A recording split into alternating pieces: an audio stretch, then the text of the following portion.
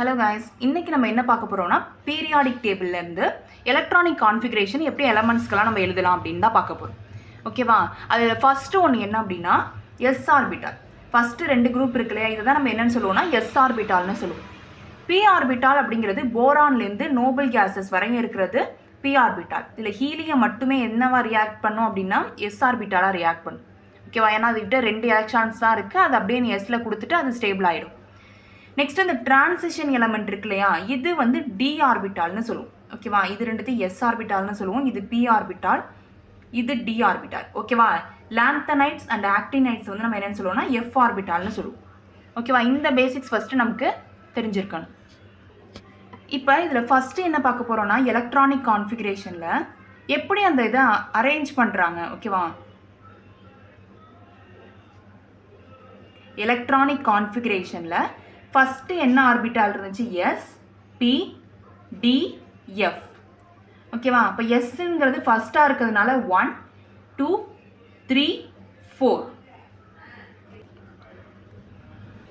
இப்போ எலமெண்ட்டோட கெப்பாசிட்டி பார்ப்போம்.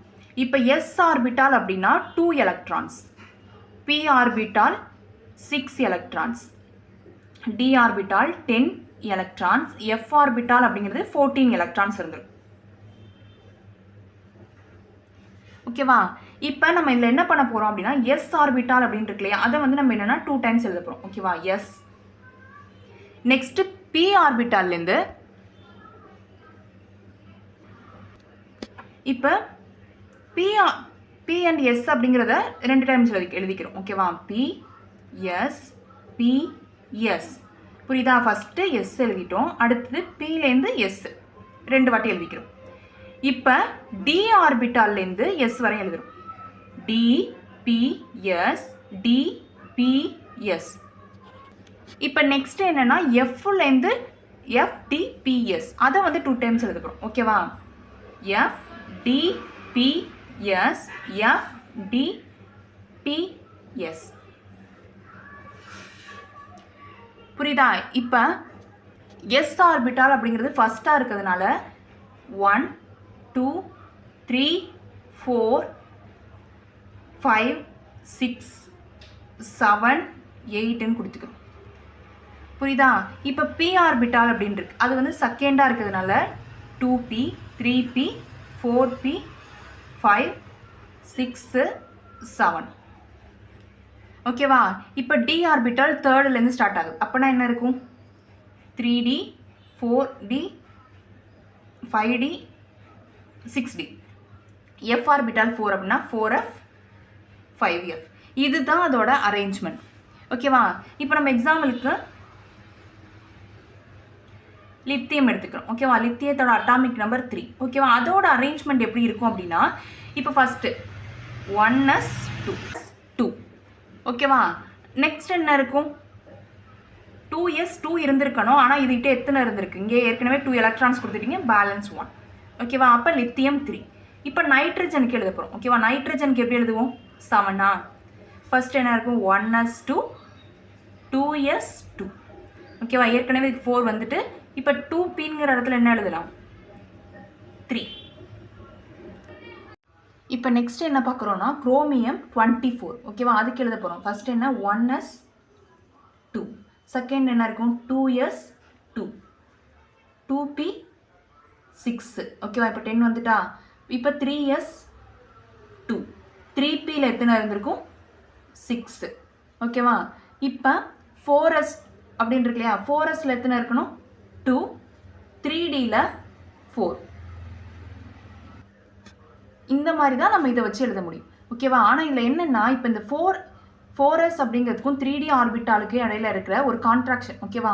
ஒரு அழுத்தத்தினால இது எப்படி இருக்குன்னா ஸ்லைட்லி டிஃபர் ஆகிருக்கும். ஓகேவா? டிஃபர் ஆனோன்னா இதை எப்படி எழுதணும்னா கரெக்டான configuration 1s2, 2s2, 2p6, 3s2, 3p6, 4s1, 3d5ன்னு இருக்கும். புரியுதா? இந்த ஸ்டேட்மெண்ட் தான் கரெக்ட். ஓகேவா? ஏன்னா இதோட ஆர்பிட்டால் அரேஞ்ச்மெண்ட்டில் ஸ்லைட்டாக இப்போ இந்த ஆர்பிட்டால் அரேஞ்ச்மெண்ட்டில் ஸ்லைட்டாக டிஃபர் இருக்கிறதுனால அது எப்படி இருக்கும் அப்படின்னா 4s1 இருக்கும், 3d5 இருக்கும். ஓகேவா? இப்போ நெக்ஸ்ட் என்னன்னா மேங்கனீஸ் எடுத்துக்கிறோம். ஓகேவா, மேங்கனீஸ் அப்படிங்கிறது என்னன்னா 25. ஓகேவா, இதே மாதிரி அதோட அரேஞ்ச்மெண்ட் கொடுக்கலாம். ஓகேவா, ஃபர்ஸ்ட் என்ன இருக்கும் 1s2 2s2 2p6 3s2 3p6 4s2 3d5. ஓகேவா, இந்த அரேஞ்ச்மெண்ட்டில் தான் எது இருந்திருக்கும் அப்படின்னா மேங்கனீஸ் இருந்திருக்கும். இப்போ இந்த இடத்துல ஒரு டவுட் வரும் இல்லையா? ஓகேவா, இந்த இடத்துல வந்து நம்ம சொல்லிட்டு ஆர்பிட்டால் அந்த அரேஞ்ச்மெண்ட்டில் டிஃபர் ஆகிறதுனால இங்கே 4s1 இருக்குது, இங்கே 3d5 இருக்குது, இங்கே வந்து 4s2 3d5 நம்ம இந்த அரேஞ்ச்மெண்ட் வச்சு அப்படியே கொடுத்துட்டோம்.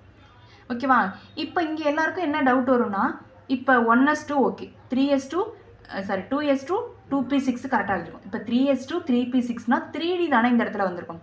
ஓகேவா, ஆனால் நம்ம இங்கே என்ன கொடுத்துருக்கோம் 4s அப்படின்னு கொடுத்துருக்கோம். அதே தான் இந்த இடத்துலையும் கொடுத்துருக்கோம். ஓகேவா, இதுக்கு என்ன ரீசன் அப்படின்னா, ஓகேவா, இதை எப்படி நம்ம வந்து 4sன்னு முன்னாடி கொண்டு வந்தோம்னா இதோட எனர்ஜி லெவல்ஸ் வச்சு கொண்டு வந்துடும். ஓகேவா, இது எனர்ஜி லெவலுக்கு என்ன ஃபார்முலானா L + L. ஓகேவா, இப்போ எல்லோட வேல்யூ பார்த்தீங்கன்னா 0 1 2 3 அப்படின்னு ஸ்டார்ட் ஆகும். ஓகேவா, அது இப்போ 0னா s ஆர்பிட்டால், இது p ஆர்பிட்டால், இது d ஆர்பிட்டால், இது f ஆர்பிட்டால்னு நம்ம அதை மார்க் பண்ணிக்கணும்.